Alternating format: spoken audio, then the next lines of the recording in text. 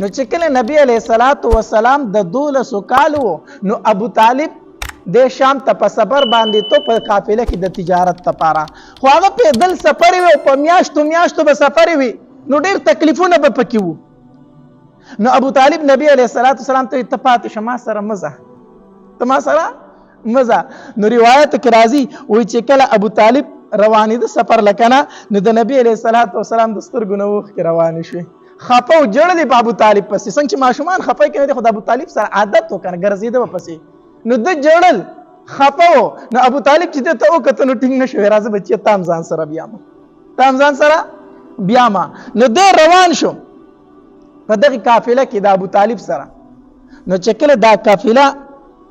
بصره یو خار د عراق کې هغه ته نږدې ورسېده کنه نو د خار ته لا دننه شوي نو بار یو بیابان او هلته دوی پړاو واچو او په دغه بیابان کې یو راهب پاتې کېدو د هغه نوم جرجیس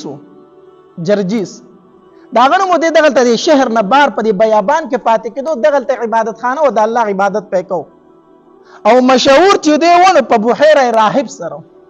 خپل نوم جرجیس وو خو مشهور په بحیره راهب سره او دغه الله دا صفت پیدا کړي او کنه چې څومره آسماني کتابونه دی او پاره کې د آخري پیغمبر څومره علامات په ټولو کې خبردار دی پاره باندې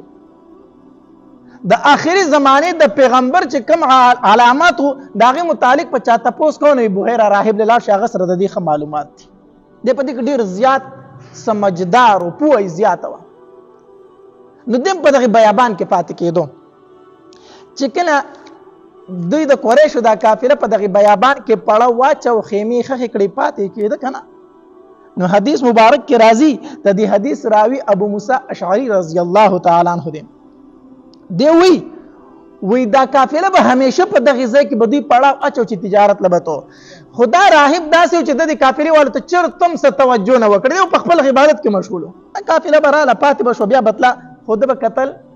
نه غوږی نه کو خو دا ځل چې څنګه قافله دغلته کې پړای واچو کنه نو د خپل عبادت خانی نه روت او چې روت کنه نو راغې د قافلې له نو په دې قافلې کې ګرځي هر یو تن ته داسې د جاسوسي غونته په نظر ګوري هر یو تن ته داسې ګوري بیا تیزي قافلې والا حیران دي چې په باندې څه شوی دي همیشه مونږ دلته راځو دغه مونږ ته کتلیم نه دي دغه د عبادت خانې نه روزي خپل عبادت کوي نن راغی او هر تن ته داسې د جاسوسي غونته په نظر ګوري هغه په شکی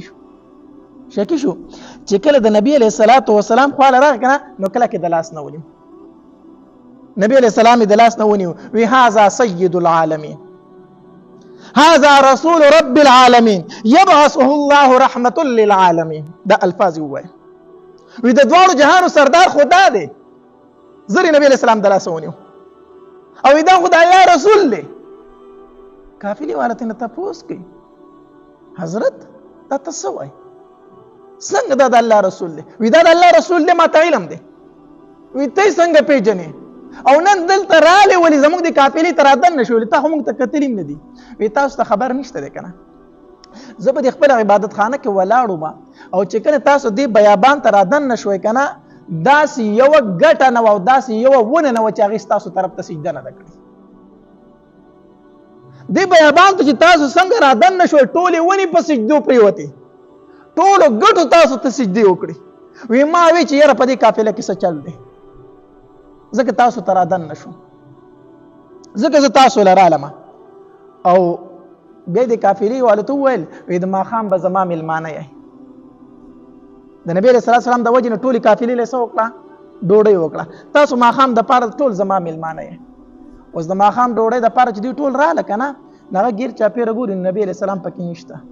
وی که مالک د وجې نه چې ما تاسو له ډوډۍ کړې خو په تاسو کې نشته غالک څه شو هغه ورته وی هغه خان سر له شړلې دي خوخان سر له نبی علیه السلام داسې خوخان سر د پاره ایستي هغه خوخان سر له شړلې دي